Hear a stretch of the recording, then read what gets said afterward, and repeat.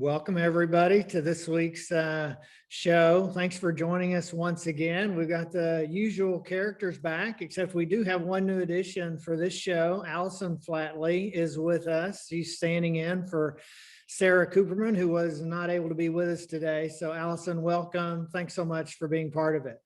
Oh, thank you. Happy to join you today. Great. So we've got a great list of topics to go over as usual. So Blair, we're ready to jump right into it right now about the GYMS Act. Do you want to give everybody a little bit of an update and then the rest of us will chime in? Sure. And what everybody knows is the GYMS Act, or HR 890, up to 119. Well, actually, I understand now 120 co-sponsors. We've picked up a few more Republicans on the House side. As a reminder, it's $30 billion carve out for the fitness industry, up to 45% of your 2019 gross revenue as a grant, not as a loan. But I think the biggest news here is that we now have two Senate co-sponsors. Tammy Duckworth from Illinois. I have a very strong hunch that Gail Landers, Steve Schwartz, and the Illinois Fitness Alliance maybe had something to do with that. And then Jerry Moran, Republican out of Kansas. So we have our two Senate sponsors, and we now have a Senate bill, S 1613. I spoke with Jeffrey from IHRSA yesterday, and he has said so far, we believe that the text in that bill was not available online yesterday in congress.gov, but evidently it's unchanged from HR 890. That bodes, I think that's wonderful that they have not changed the Senate bill from the House bill. So now our plan, what we need to be working on, is to get the two senators in every state to try to co-sponsor this bill. Washington Fitness Alliance, we met yesterday, and we're going to be going after Maria Cantwell and Patty Murray, and hopefully we can get them on board. So it's I think the alliances have a lot more play in this right now, because as an alliance, you don't have to worry about a congressional district. You can represent all the clubs and the industry in your state and go right at the two senators. So that's next up. Yeah, that's been great progress. And talking about the House still, we do have the 120 sponsors, and we've kind of taken it to the next step at IHRSA. We're really identify states and districts where we're weak or we don't have enough sponsors from, and targeting particularly those House of Representative congressmen and women that either sponsored the food and beverage or the restaurant bill or the Save Our Stages Act, because we know they're already sort of, they have a preference for sponsoring those types of bills, and they've already demonstrated that before, as opposed to maybe some other mostly Republicans that may be taking a more very conservative stance related to handing out, more relief packages. So we're really targeting that around the country. That's sort of the direction it's headed right now. And if you missed it, Gail Landers with Illinois Alliance and Kevin McHugh up there in New York and New Jersey as well, both did a fantastic webinar for IHRSA last week. If you're with a state alliance, about how you can really be effective and what you can expect as far as reaching out to your elected officials. So that's available on IHRSA.org. If you didn't see it, they've really done a great job. Excellent. And the only thing I would add with that is the excitement of invite your representatives to your club.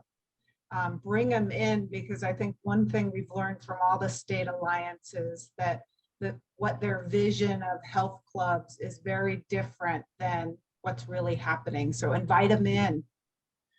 On that point, we had state representatives come into our gym early on in the pandemic, and you build up a lot of state level infrastructure and a lot of relationship state level.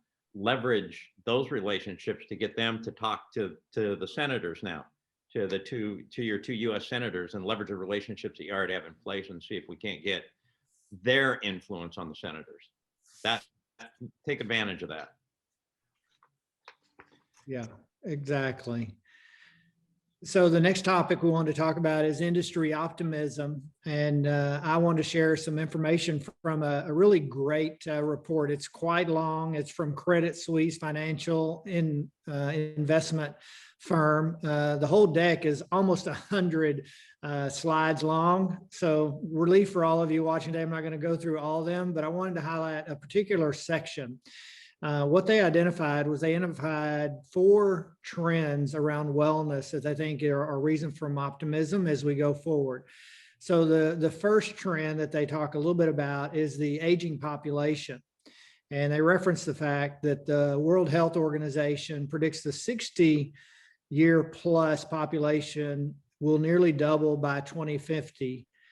From about 12% where it is now to 22% of the population.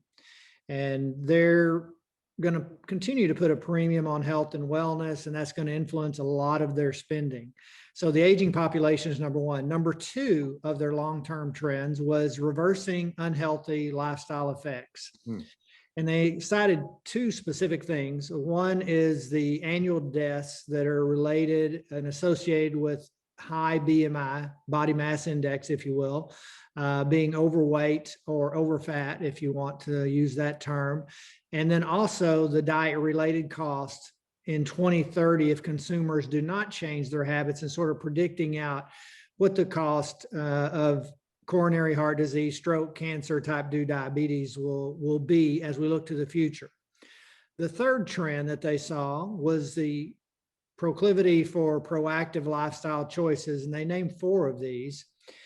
And they see that there's an increasing pursuit of these lifestyle choices that are tilting, as they call it, toward health and wellness. Number 1 is more exercise. The percentage of U.S. adults meeting CDC exercise guidelines continues to increase, as you see the graph there on the left. Second, there's more spending on what they refer to as better for you food and beverages. In other words, what people are spending on nutritional, health related products, services, that sort of thing. They offer 2 other ones as well. Number 3, they talk about the adoption of health and fitness tech. We've had a lot of conversations on a lot of the webinars in our own industry about wearables and technology and how those 2 things are merging and increasing physical activity. They see that as well. And then 4, something we probably haven't heard as much about, would be the parks, the visits to the parks, and the fact that that's been increasing, as well as just general adventure, outdoor pursuit of travel and vacations. Then their 4th long-term trend that they cite is that younger generations are actually spending more money. They're spending more per trip on health and wellness when they do go out and spend money. And then their average spend is also higher when you look at the millennials and the Gen X. So that's the other end of the spectrum from where we started, of the aging population. And this is the other end. And they're also prioritizing how they're spending their money on things that they think are important to them, including health and wellness. So overall, I thought this was just great. It's another report outside of our industry, if you will, that sort of supports this optimistic outlook that the future is really bright for those of us in the health, fitness, wellness industry. So I don't know if any of you want to add something to these slides, your perception, if you kind of agree with these, or you're seeing something different, or agreeing with what the group's finding. I agree with it, and I do think it's amazingly optimistic. 12 to 22% on the what we call it active wellness. We call them the modern elder. They're you can't put them into a senior category. They're just like a 30-year-old can be very fit or very unfit. A modern elder, or somebody that we classify as senior, could be in better shape than a 40-year-old if they're 80. So not treating them as this frail category of stereotypes, but treating them as people that are at different places on the continuum of ability and fragility and need. But I think I agree with all of those, and I'm really excited about the older population, living longer with a higher quality of life. Yeah, exactly. Go ahead, Allison. Well, I was going to say, with the millennials and the younger population, they're buying things with e-commerce. So I think clubs have to really keep in mind putting their services on their website, on their app, but really capitalizing on that e-commerce, because they don't want to go in anywhere to buy something, but they will buy it online. So I think that's optimistic. I'll throw one more thing on there. That is that optimism comes without the pandemic. In other words, they're showing long-term trends that were existing pre-pandemic. I think you layer on the shift towards health and wellness from the pandemic with those trends, that bodes very well. I think we may even be understating the optimism as we move into the back half of this year and the start of next year. Yeah, I think you might be right on, Blair. Well, I mean, Allison, I want to build on what you said. It's not just the millennials, it's the Zoomers, the Gen Z. My 11, 13, and 15-year-old buy stuff online with their own little credit card, debit cards that they get their allowance loaded on. And something will show up from Amazon. And I'm like, who's Julia McBride? She's 13 years old. What'd she buy this time? The Gen Z are doing more e-commerce than probably millennials or boomers. Right. That's right. So, Bill, you've got the next topic. Speaking of a little diversity of who's buying what online, I'll let you take it and run from there. Yeah, I think we have a video, don't we? Yeah.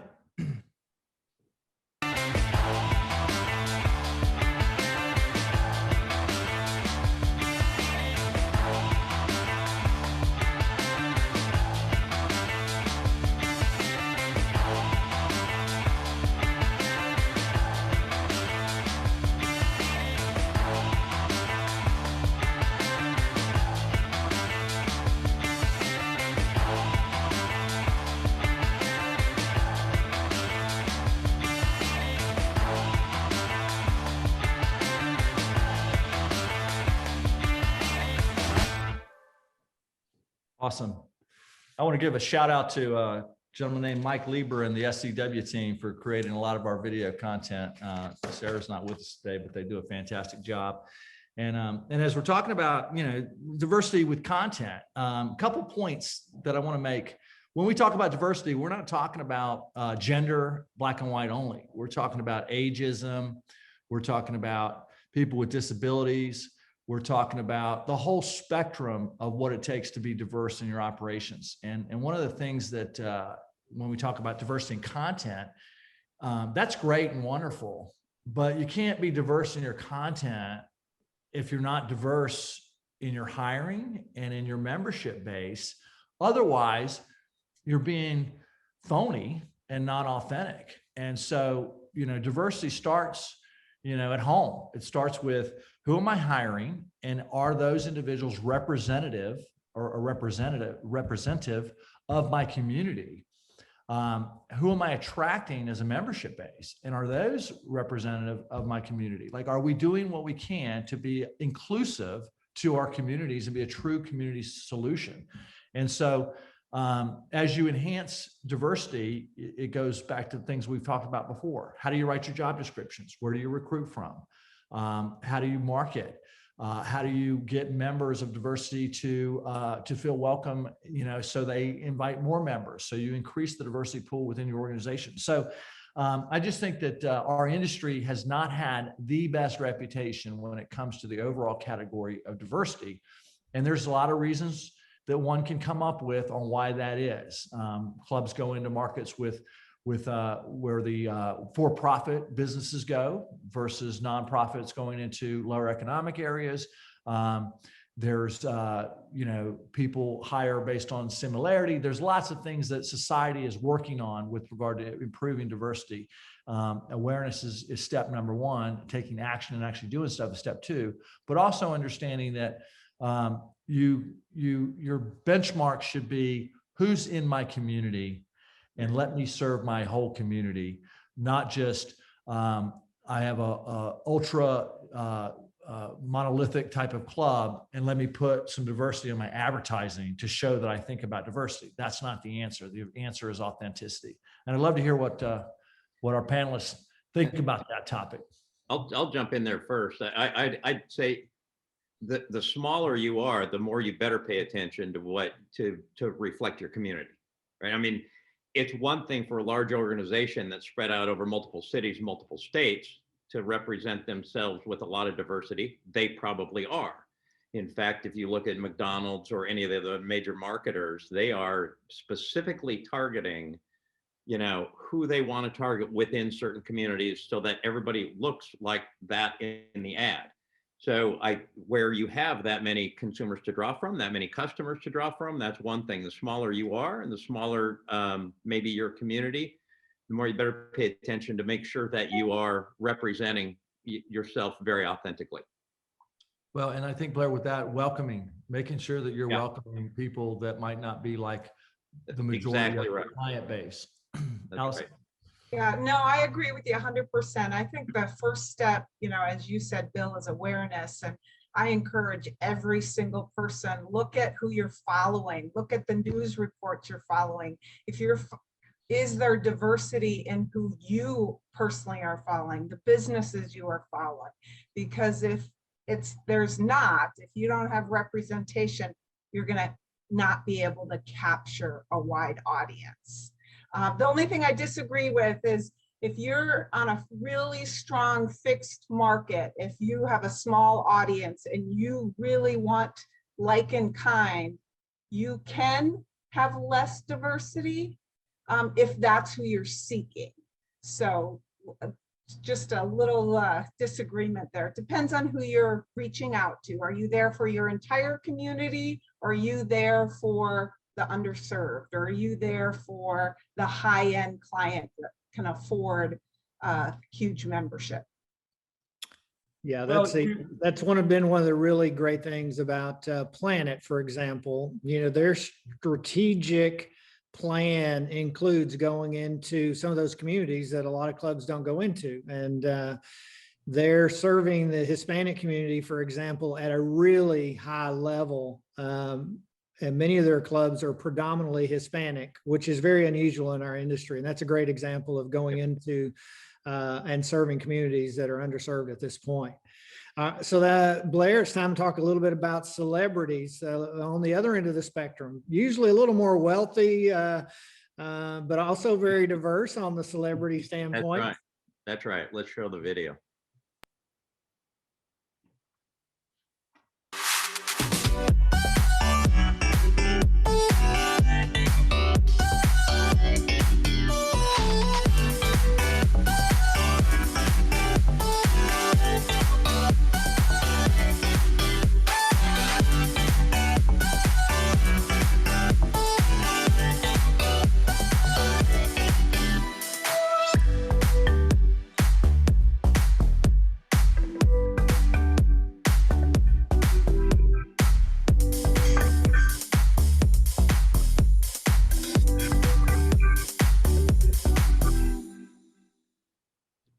So,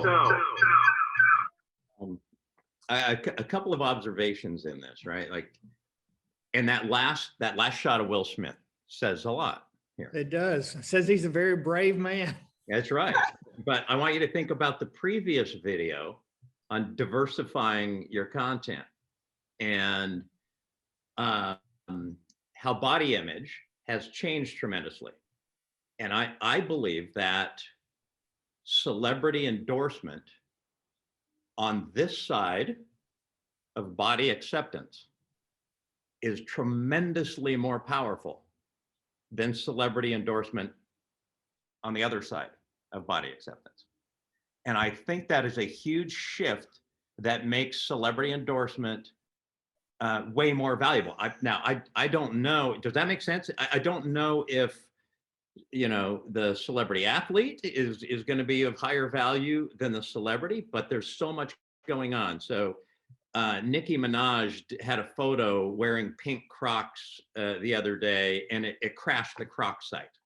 I mean, so I mean, imagine if we have the right people speaking the right way about fitness, and we're seeing it more and more. And some of these celebrities are getting older.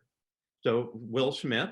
Now you look at the aging population that you just talked about in industry optimism. This stuff is I just feel like there's a major convergence of all the right pieces happening here for our industry. Mark Wahlberg has been an investor in F45.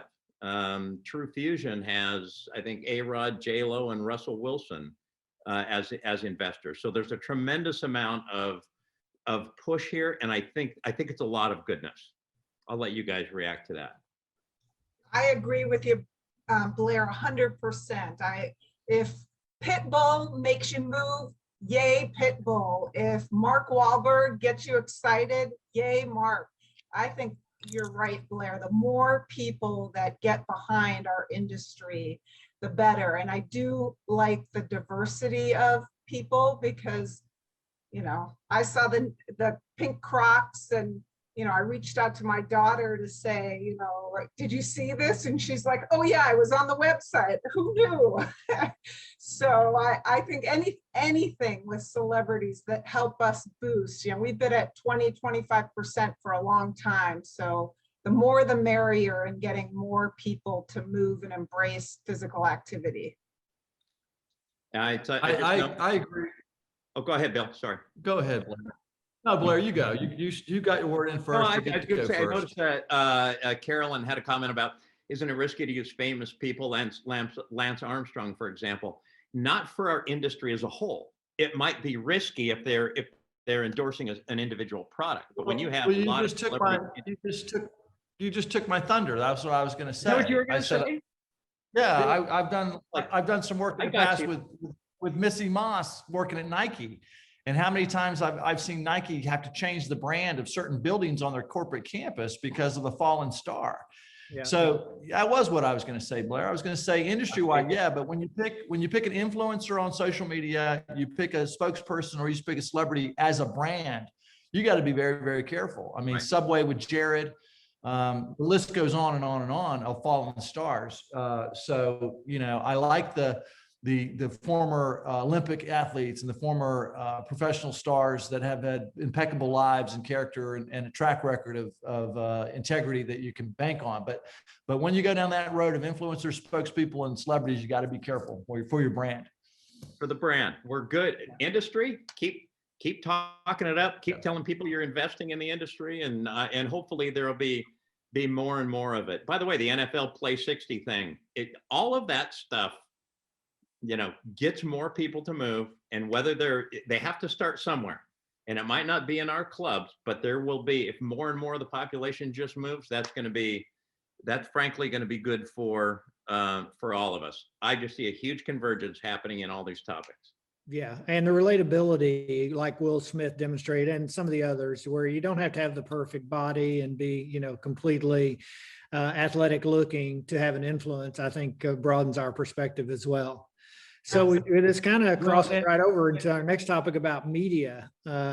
And Bill, I believe you're talking a little bit about the media, which this ties exactly to. Yeah, I think we have a video for that as well.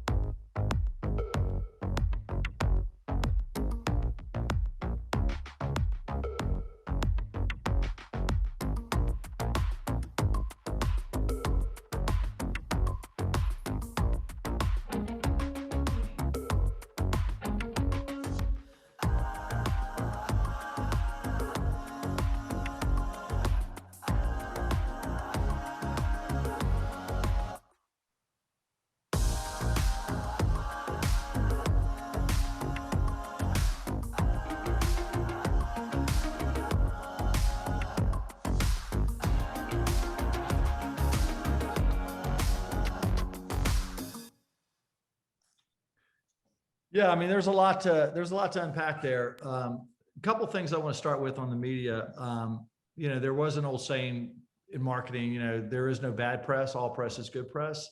That's not necessarily true. I've got a story of a good friend. His father owned a pet store, and the local media decided to do an expose on puppy mills in their county.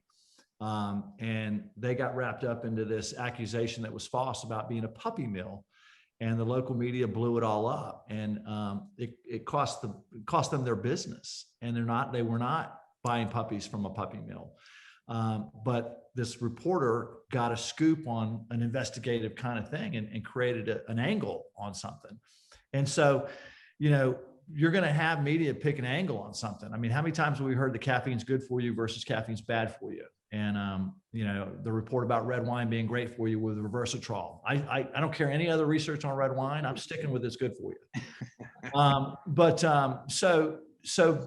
media and reporters get into a thing about, let me find an angle, let me find drama, let me find something that's going to get people, to pay attention to a controversy.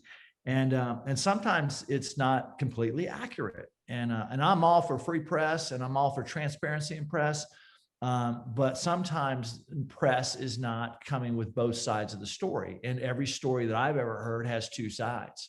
This is an interesting kind of thing. And I don't have the right answers, right? If Peloton treadmills are causing injuries and dangerous hazard to children, small children, they do need to be recalled and reevaluated to create more safety. But what about all the other treadmills in homes? Do we have the statistics on that? Or was this simply targeting one organization based on a new product? And I don't have the answers, but really digging into, Blair, you dealt with this with the media, and I'd love to hear your take, where they took MXM data that was supposed to be empirical reported information from clubs. Yeah. And they twisted that to make it sound like you were trying to be a scientific researcher, and you weren't, and you got caught up into that loop. And there's some strategies around it. One is don't lay down, hit it head on. Exactly. With the correct story out there, knowing that you're going to be the second voice. The first voice is already out there, but don't give up. Two is know your local media. So the researchers and the reporters and the journalists in your market know you, and they give you the benefit of the doubt and ask you before they run stories that might be negative to our industry. But Blair, I'd love to get your feedback before we jump to Allison. Well, that is interesting, right? If it comes to Washington Post, they just had to report something negative about it.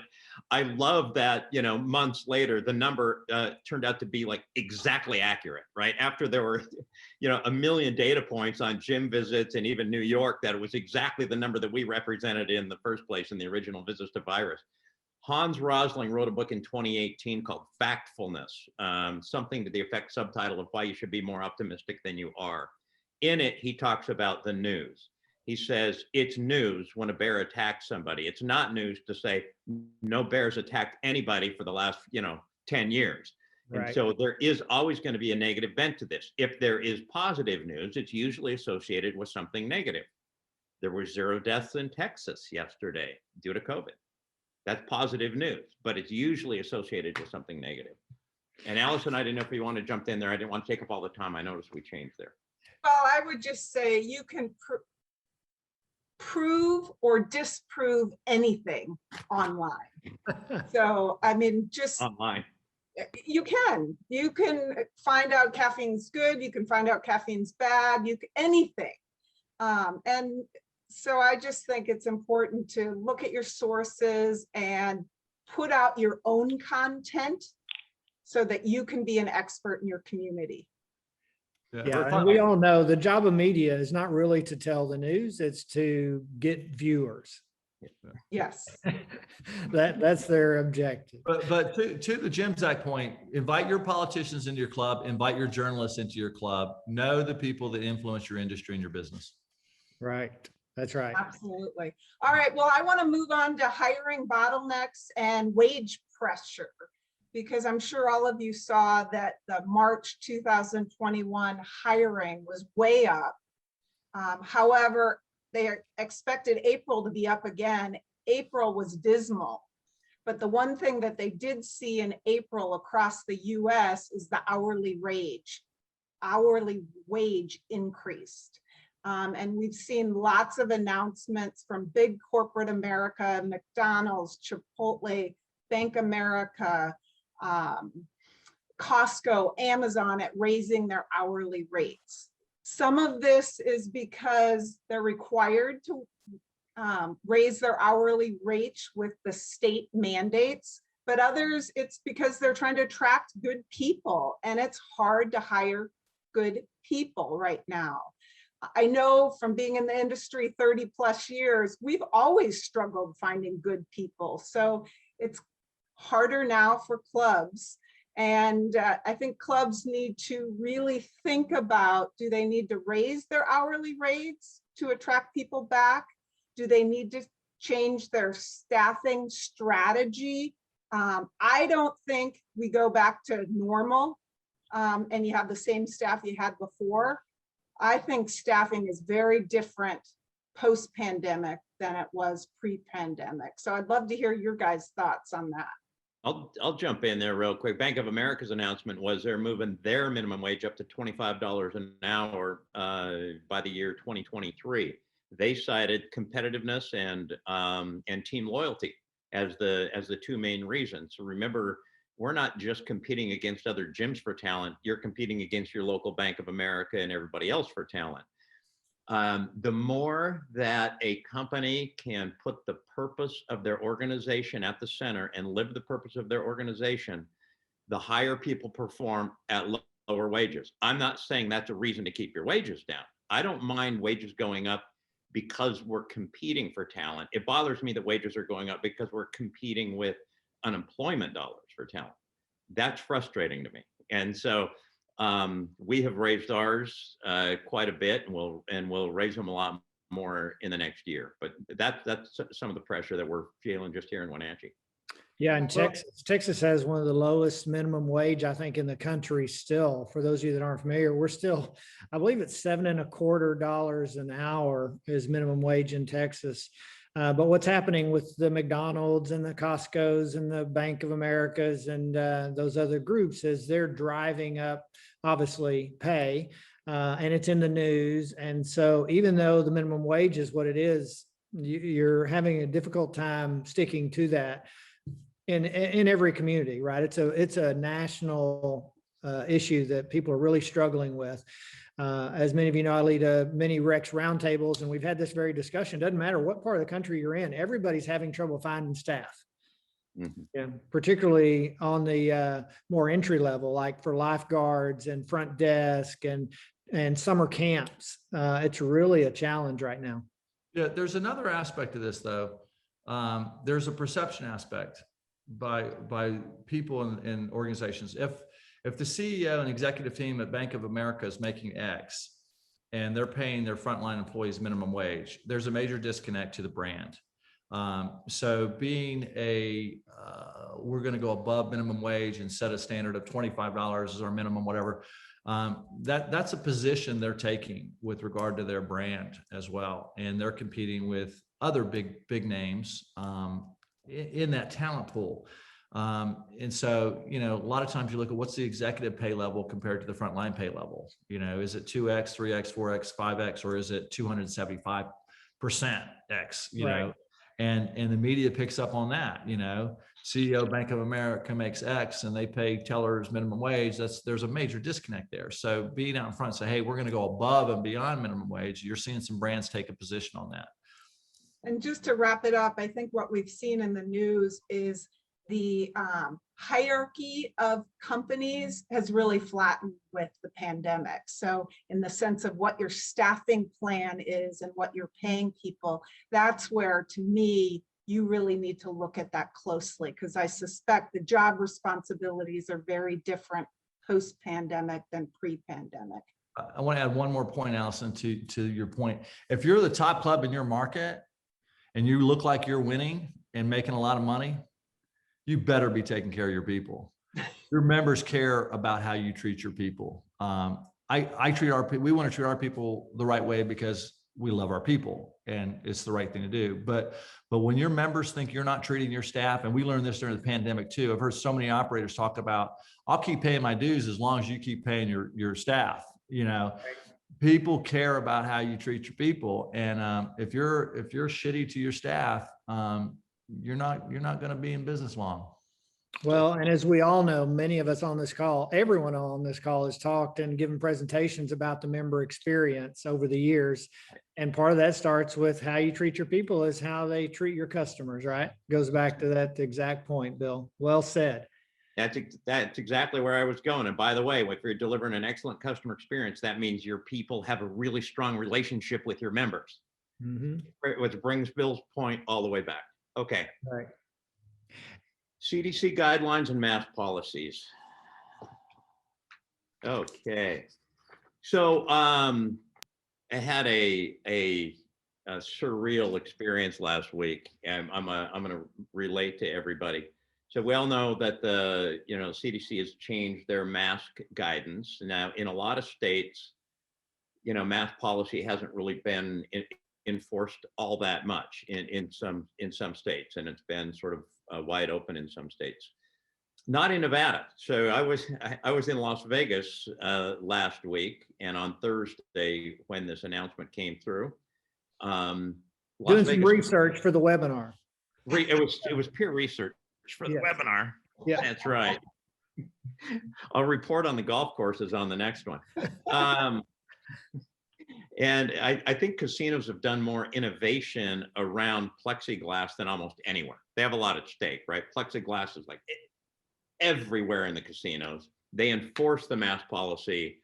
On Thursday morning, I worked out at the Wynn, went through the casino, headed out to Red Rock Canyon, did a hike, went to the other side of town, made dinner for my mom and my stepdad, get back to the hotel by about 10 p.m. When I left, normal, not normal. It was the pandemic normal with all the plexiglass, everybody in masks, people enforcing masks. When I came back at 10 p.m. after the CDC announcement, there wasn't a single piece of plexiglass up in that place. I started to look. I started to wander around, looked at where I checked in, no plexiglass, staff not in masks, only about 5%.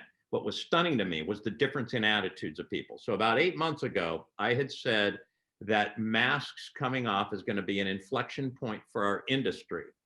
And it's going to be that there's sort of the obvious. It's uncomfortable to work out in a mask. That's sort of where our logic goes. But there's a feeling part of it that I've been saying is going to be more important. And that is when masks come off, people engage more. It's a different type of feeling. And I'll tell you that that's exactly what we're seeing in our clubs in Wenatchee. I've made the announcement on Thursday, and it's been stunning when I go into workout, just the difference in attitude. I'll let you guys react to that. Well, I will say I'm the East Coaster on this call, and in the East Coast, they love the masks. Masks are everywhere. Everyone's wearing masks, and doesn't seem to be a challenge. I did see a few people walk into the club without a mask after Thursday, and immediately the staff handled them well in the sense of, we still have a mask policy. So I think this is something that, we're really going to have to help our staff with, and really, hopefully by now they have it down, because there are going to be some of your members that will want the mask, and there are going to be a lot of your members that are so excited they're gone. So I think it's the training and the staff, but we haven't seen no masks here yet. We're pretty tightened up, even though there's no social distancing anymore, no more, capacity limits, but everyone's still wearing a mask. Well, our governor here in Texas, again, is sort of out front on some of these things. He came out last night and announced that if you're in a government office, which includes recreation centers that are owned by the cities, for example, or public spaces, or schools, that not only are masks not required, but you cannot require people to wear a mask, whether you're vaccinated or not, to enter. So things are changing really fast. We're trying to write an article from IHRSA and did the research about masks and what's happening. And I mean, it just keeps changing day by day, state by state, as far as what's happening. And I think, go ahead, Bill. No, I was going to say one point on that is, be careful of OSHA versus CDC. CDC is generally talking about the consumer and the general population. OSHA is dealing with workplace safety. So currently OSHA is still in favor of recommending staff being masks, if not vaccinated, I believe. But just make sure you're staying compliant with OSHA regulations for workplace safety with your employees. I think if you have been communicating well about all your safety standards throughout this, and you have good logic behind your mask policy, like we took ours off last Thursday, we said they'll be optional. We did say they're optional for people that are vaccinated. We said if you haven't been vaccinated, please come in with a mask on. We're not going to be checking to see if you're vaccinated. We refuse to put our staff in harm's way like that. Imagine that conversation. Sir, do you have proof of vaccination? I don't have to tell you. Well, then I can't allow you to come in. You want to have that conflict and put people in harm's way like that? So I've been It's like impressed. every time I go to buy alcohol, I get carded and it's annoying. So Blair, do you still see people wear masks? Yeah, we're seeing about, when I did a count this morning, somewhere between 7-8% of the people that came in are wearing masks. Almost all of them are younger. I'm pretty impressed. Probably the group that hasn't been vaccinated, right? And so there maybe there's some people not masking, but if you're vaccinated, I'm I'm eager for this. We've already seen a bump in our membership since Thursday, a significant bump in membership, a significant number of people coming back into the club. When my own physician, who is now retired and has had an organ transplant, came into the gym with no mask on, sent a pretty strong signal to our entire team. And that was just on Monday. Yeah. Did you see the Ohio numbers where they announced that $1 million enters you into a lottery if you get the vaccine, and their vaccination numbers dramatically went up? I didn't see how much they went up. I had heard there were 3 $1 million prizes in a lottery to get vaccinated. I think they could have done all $10,000 prizes across that 3 million and had way more, right? Hey, it's better than a Krispy Kreme donut. Exactly. Hey, Blair, when you said everybody's relaxed when the mask came off, in my sales training, we talk about body language. If you're standing like this and closed off, well, the mask is covering your smile. Right. And you're going to see a whole uplift in mood as these masks are gone. I mean, it's going to be dramatic, and it's going to be subconscious, for everything in the gyms. Yep. Yeah. Again, I don't mean to keep talking about Texas, but one of my colleagues that runs a big facility in the state of Texas and I were talking yesterday, and one of his challenges about compensation of staff, and this is going to shock you, is everybody's killing their budgets so far. Starting this last month or so, they're concerned that they're going to have to cap the bonuses from what they're projected because the numbers are increasing so rapidly. That's some good news there. So we got to move on to my topic. The next one there, wellness versus well-being. I just want to have a little bit of a conversation and make the audience aware that there's a little bit of a shift and some pushback actually on this concept of wellness and how that word is used. And it's been, by many people's opinion, way overused to describe a litany of things. I think, Blair, you said even the cannabis industry's trying to overtake and use the wellness component related to their products, just as an example. So it made me think back to, what is really the definition of wellness, and an emerging term, well-being. And wellness, as we all know, is really more about physiological changes. It's nutrition, it's being active, it's getting sleep, it's hydration, those types of things. Well-being, on the other hand, is so much broader of a concept, and that's about all sorts of things like where you are spiritually, and where you are relationally, and where you are related to your mental wellness, and where you are in your financial security. All those things come into play when you really talk about being with well-being. And John W. Brick Foundation, which does a lot of research on mental health and mental wellness, we've talked about them before, and the Bricks and how supportive they are of that. They talk about, in their language now, that people are flourishing or languishing as part of the spectrum related to mental health and mental wellness on sort of a vertical axis.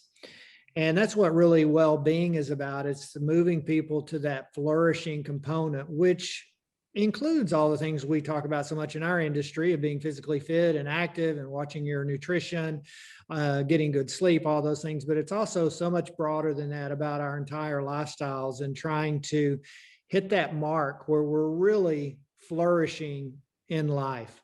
And based on their research, I think the numbers that are flourishing was so low. It's just really been exacerbated by the pandemic, of course. So were there numbers? Did they have numbers like for recent numbers based on pandemic? Because They don't have recent numbers based on the pandemic, no.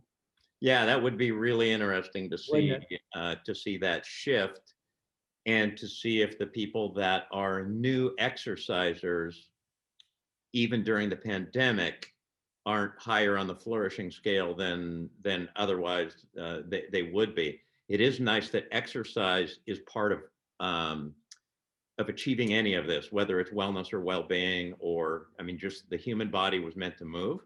Yeah. And that's not going away. You can't digitize that.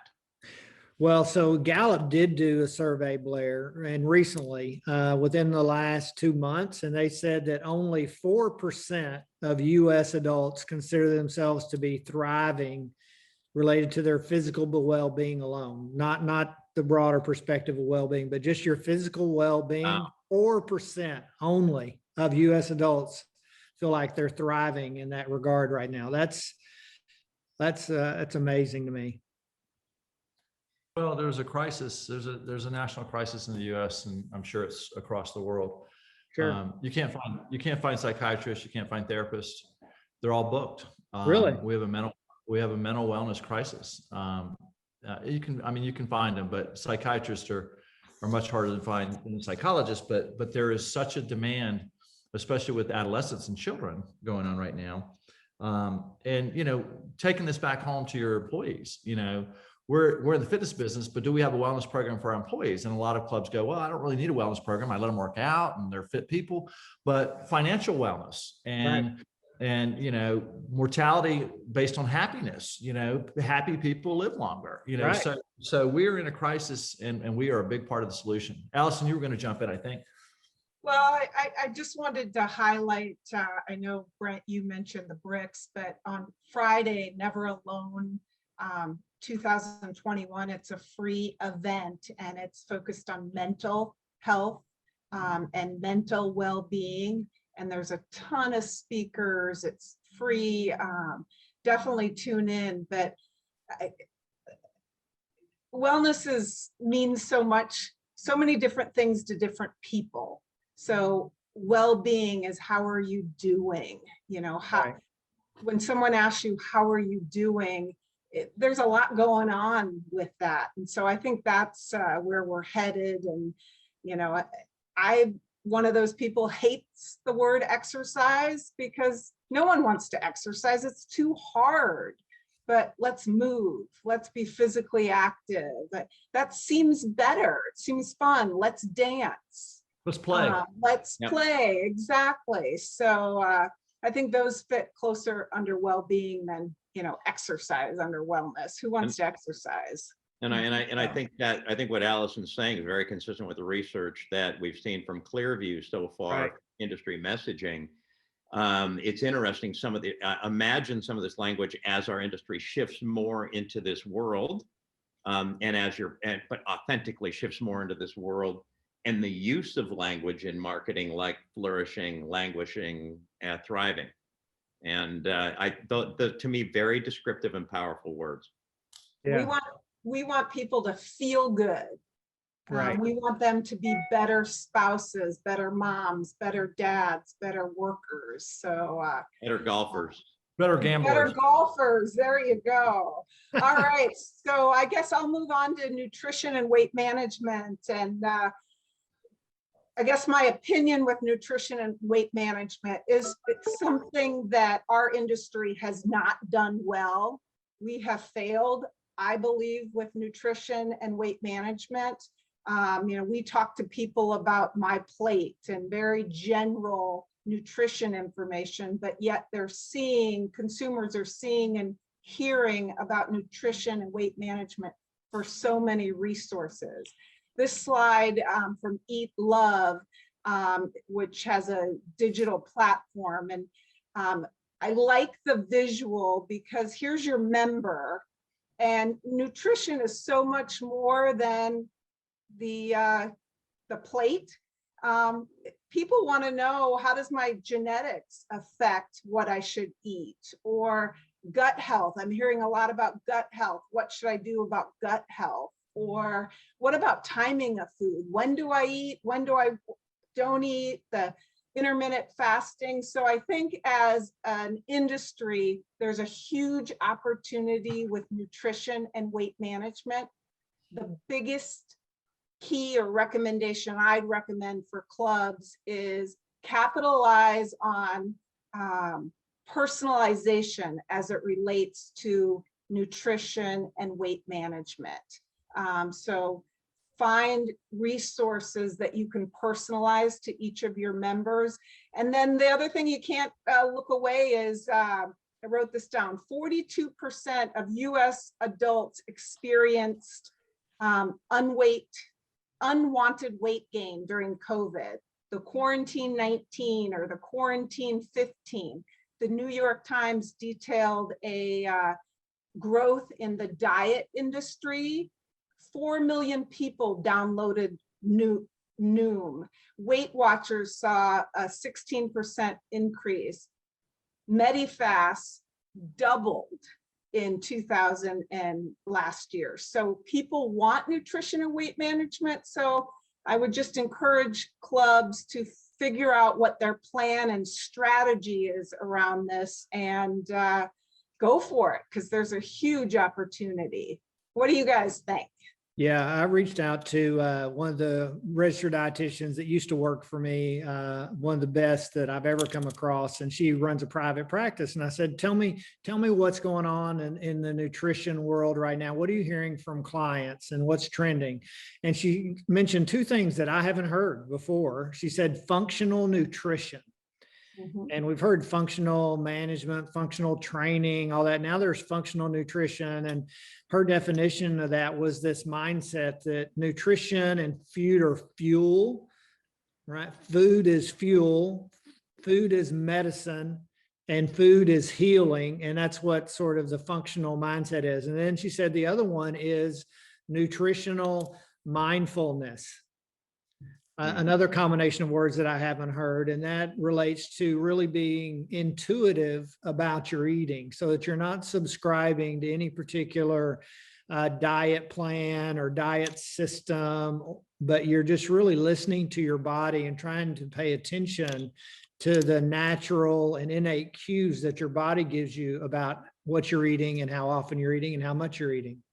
Yeah, I agree. And the other thing I'd add, because Sarah's not here and I know she'd want to add this, is SCW gets so many requests from professionals about nutrition and weight management. So SCW put together a conference that specifically focuses on nothing but nutrition. So, I mean, there's a desire from the consumer side and also a desire from the professional side, because it's complicated.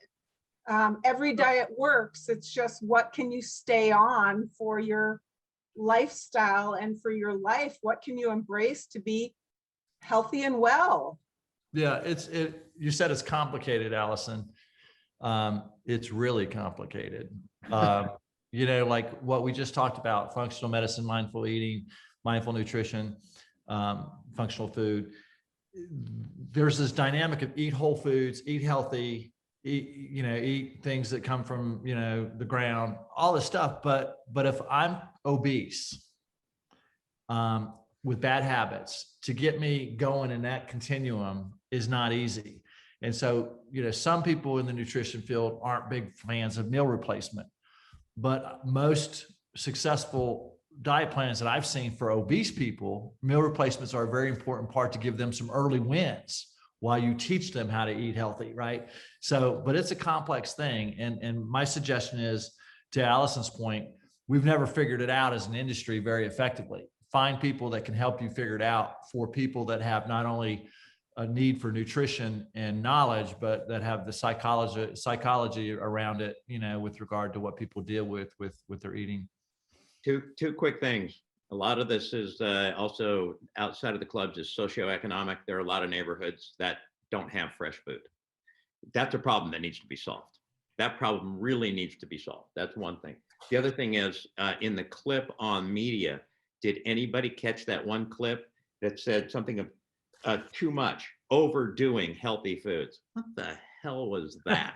I mean, how do you make news out of, somebody like, what if this was, whatever thousands of years ago and there was no processed food? All you'd be able to eat is that. So was that dangerous? I mean, I guess, you had to kill a bear. That could be dangerous, I suppose. But I guess if you eat too many carrots, you turn orange, but it's a Yeah. lot of carrots. yeah, Well, that was the photo, right? They were packing a parrot. it was in the car. unbelievable. Unbelievable. All right. Well, a great conversation today. Bill, I know you've been taking notes furiously so that you could give us a little bit of a wrap up. Can you sort of summarize some things we've talked about? Yeah, I'll go rapid fire, just kind of a quick recap. We started with the GEMS Act with Blair. Big thing there, keep calling, keep writing your legislators, get them into your club. Like Allison said, make sure that they visit your club, know what you're about. Brent, you did a great job with talking about optimism, 12% to 22% on the older adults. I think that's huge. You went over about 6 different things, reversing unhealthy lifestyles, proactive lifestyle choices, health, fitness, tech, parks usage, young generation spending, on and on and on. A lot of positive things going on in our industry, and we need to take advantage of those trends and really optimize those. I talked a little bit about a diversity. With diversity, be authentic, be true, be honest. It starts with awareness. Blair, you jumped in with celebrities endorsing. Oprah did a great job for our industry years ago with her weight loss up and downs, with her personal trainer. We didn't really talk about that, but it fits right along with there. And every time I see Will Smith in anything, it makes me smile. Love that cat. Yeah. But spokespeople, influencers, celebrities, great for the industry. Be careful who you choose to associate with for your brand. Media overreaction. Look at the source, get to know your reporters, be prepared to stand your ground and counter argue points that are accurate. Allison, you went into the bottlenecks with hiring. You're right on with that. And I agree that it starts with the purpose of your organization and the values that you have in hiring good people, but you also have to be competitive and aware of the needs of the individual.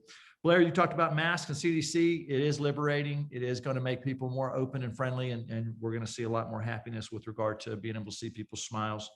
Brent, wellness versus well-being, coming from a company named Active Wellness. I'm all about that, and wellness, well-being are very important, and it is a spirituality, relationship, financial, happiness, health, fitness, the whole gamut.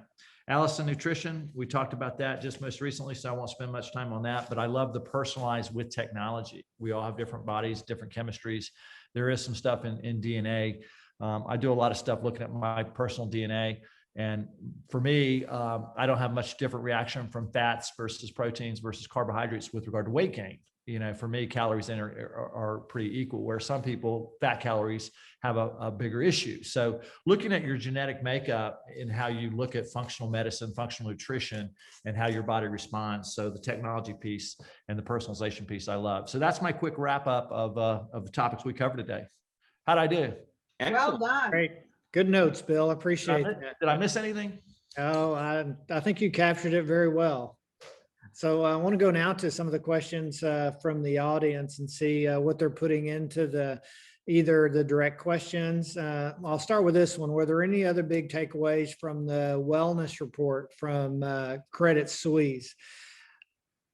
Off the top of my head, yes. A couple things. Number one, they were talking about the number of transactions in our space financially, either mergers or acquisitions. And the number was extremely high about all the activity that's happening in our space related to that. So again, just the point of the whole report really was that there's reason for optimism. The financial markets are trailing it.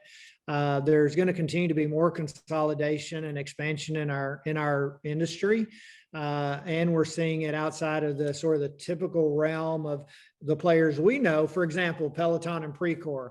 3 years ago, who would have ever thought Peloton would buy Precor? It just wasn't even on anybody's radar. So big things like that are happening at a rapid rate. Question, what does Active Wellness do for diversity and inclusion? Okay, Bill, I guess that's for you. Go ahead. Yeah, I mean, we did, we do a census of where we are in each location by position, by geography. And I'm not happy with where we are with our numbers. We do much better with Hispanic than we do with Black, Indian, and Asian. So what do? We have a committee, an ad hoc committee that works on awareness. Our executive team, including myself, has been doing a lot of work with consultants through Providence St. Joseph Health on diversity awareness and diversity training. We're bringing that training back to our managers. We're looking at really one of the areas we're looking at is where we source candidates, where we go to recruit people. But again, if you want to recruit more diverse people, you got to look at your job description, where you pull from, where you recruit from, how you communicate, where you communicate. So we're in the awareness, action, improvement stage, but we haven't even brought our previous employees back, and we're not doing a whole lot of recruiting right now until we get back open. But on an ongoing basis, measuring whatever you measure, you get more of and improve. So start with where are you at? Do a census of your organization and start there. Right. Exactly. So I know this was earlier on in the question. I'm going to throw it to you, Blair. We've heard this feedback before. So, hey, this panel is not too diverse. There's 3 white men on it and 1 professional female that's really smart. So what's up with the panel? See, we're diverse. We have smart people and not so smart people. Yes. I think that, but we've struggled with that in our own conversations, haven't we? Right. Yeah. I mean, when we do a CEO summit or something like that, there's not a lot of diversity. I'm in my own clubs, we have an all-female leadership team, but not ownership, right? I mean, it's been sort of the nature of our industry at the ownership CEO, COO level, just has not been very diverse. And so when you go out and, seek expertise, I mean, and then if you think about how this was put together, that probably tracks back, you could probably track it back to, to different events that we've been doing since the beginning of the pandemic. I know our company was, just very involved in a lot of, research and information. And so it's sort of out there. Right. But yeah, no, I think that's a fair question, right? Yeah. All right. Next is celebrities being the face of fitness is skewed. Don't you think they need to endorse healthy body image and be real with what they do? So I started that segment by saying, basically, I would not give much for celebrity endorsements on the previous side of body acceptance. But celebrity endorsement on this side of body acceptance, I think, has much higher value. And that's shown by that, just like the picture of Will Smith. Nobody wants, especially celebrities don't want to get canceled out there on social media. Body acceptance is going to be driving which celebrities are going to be endorsing. So I couldn't agree more. I just think the world has shifted enough that celebrity endorsements are going to be way more powerful on this side of body acceptance. Well, we know, some of the really big recognizable names that have weighed in on this are Sports Illustrated has, Yep. definitely skewed that way. Even Victoria's Secret now has, a whole different look to their model lineup.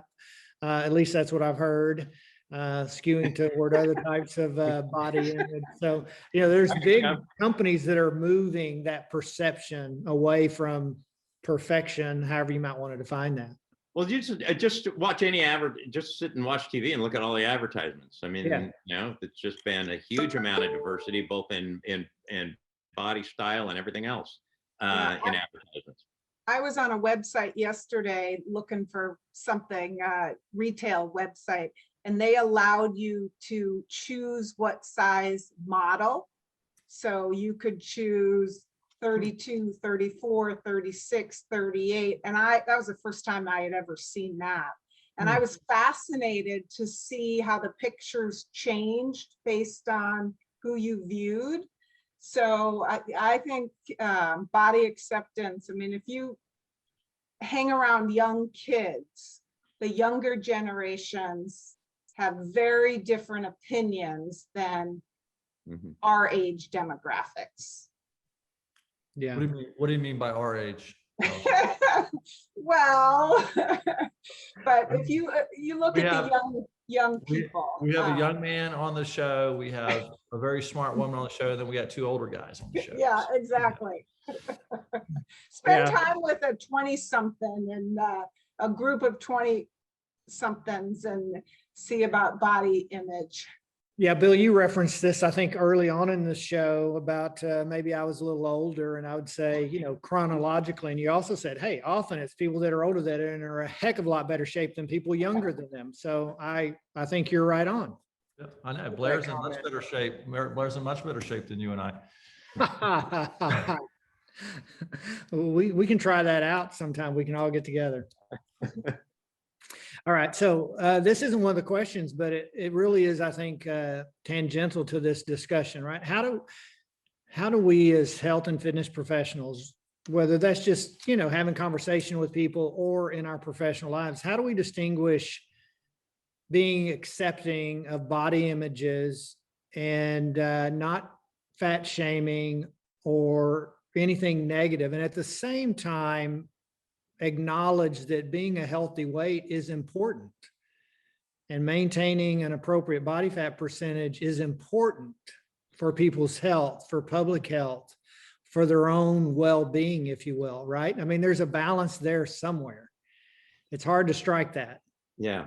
Brent, when I was at American College of Sports Medicine conference years and years ago, and Dr. Stephen Blair, and I think Yes, you I guys know him already well. probably know him, put up a picture of a woman on a Stairmaster at the time, and she was overweight.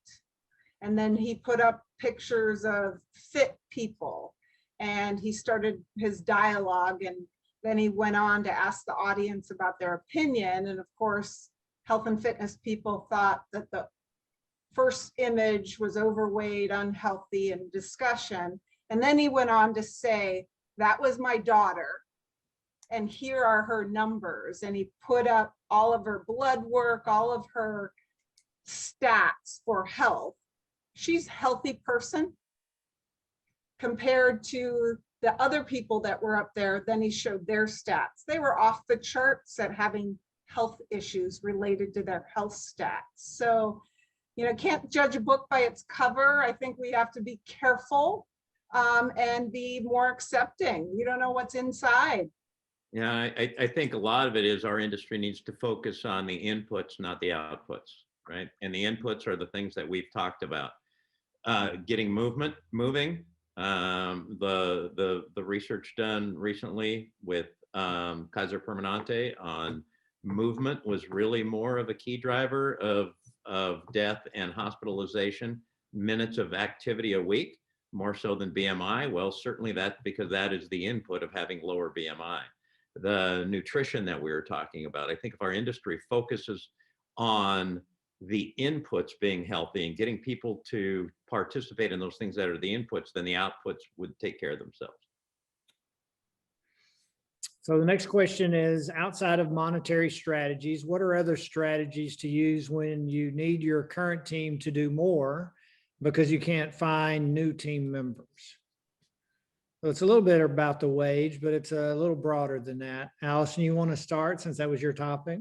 Well, I would talk about, the purpose, which Bill mentioned, but then I'd also talk about branding. Just like we brand our clubs, how are you branded as an employer?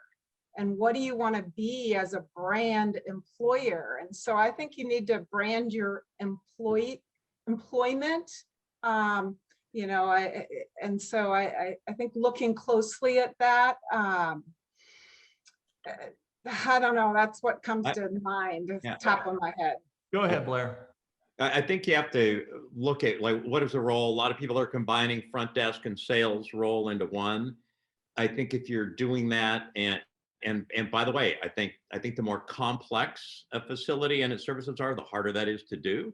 But I think you need to look at possibly one of the things that helped us be successful in that was to simplify the product itself and to have easier online ways to join and easy to do right at the front desk. So if you're not examining your current processes and whether there's some technology that you can adopt to make life easier in some of these roles, I think that's a huge part of it. If you're going to ask fewer people to do more, there might be better tools and better process design that you can insert in there to make that more possible. Can I add to that? Sure. People don't want to be told to do something if they don't understand why. Right. And so like if I worked at the front desk and a salesperson came up to me and said, hey, can you stamp and mail these letters? And that's all they said to them. The front desk is going to be like, yeah, if I get time, but if I say, hey, I'm 10 sales short of my goal and I want to send these out so I can stem up some business for the club so we can hit our goal this month. Would you help me out so we can all win together and hit the goal? Yeah, sure. I'll do that. So I think you start with, why am I asking you to do extra work? And then ask them, here's why I need you to help me. Will you help me? Will you do, and I think, and I agree with you, Blair, 100% system design and all that. But at the end of the day, why do you want me to do more for less and ask me to do it? So I understand there's a bigger goal. It's not just you taking advantage of me.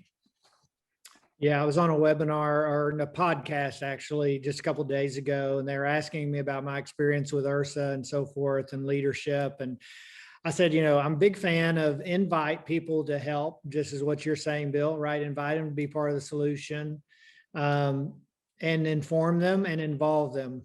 Invite them, inform them, and involve them. And that makes them be more on the team. All right, we have time for maybe one more. What would you have an RD, a registered dietitian, over a personal trainer with a nutrition certification? I guess that depends on how you've designed it. If Scott Gillespie in Saco has done a fabulous job with this, with third-party billing.